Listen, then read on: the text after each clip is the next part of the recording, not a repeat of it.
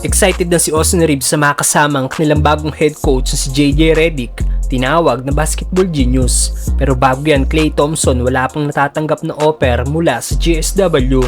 Kung committed nga po ang Warriors kina Stephen Curry at Draymond Green, hindi nga po itong sitwasyon para sa isa sa big three ng team na si Klay Thompson dahil free agent na ito ngayong darating na season. At ngayon ayon sa report ng The Athletic na si Anthony Slater, wala pa rin daw pag-uusap sina Klay Thompson at ang GSW. Wala pa daw ibinibigay na offer ang Warriors para kay Klay.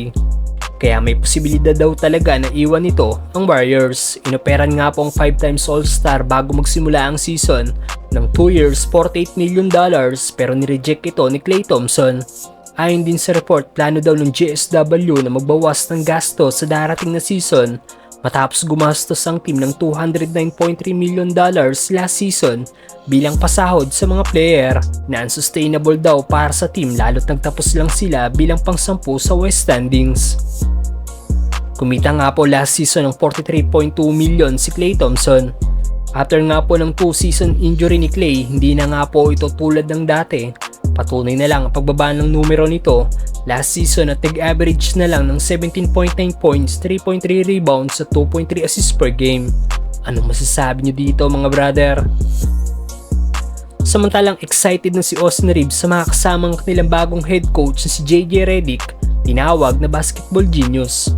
Well, isa nga daw po sa rason kaya kinuha ng Lakers si JJ Redick bilang bagong head coach ng team ay dahil sa ability nito na magkaroon ng koneksyon sa mga player. Kilala bilang matalik na kaibigan ni LBJ si JJ at isa rin daw si Davis sa rason at nagsuggest na kunin ng team bilang new coach ang dating NBA player.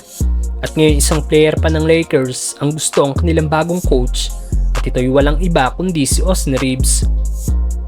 Naayon sa Lakers shooting guard, isa daw basketball genius si JJ Redick at tingin niya daw magiging isang magaling na coach daw ito.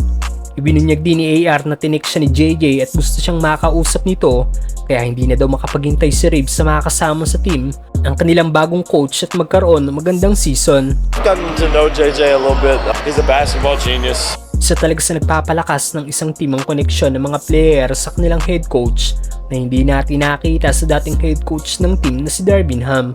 Kaya good thing din nakasundo na ng mga player ng Lakers ang kanilang bagong head coach. Maging maganda kaya ang paparating na season ng Lakers sa kamay ng kanilang bagong head coach si JJ Redick mga brother.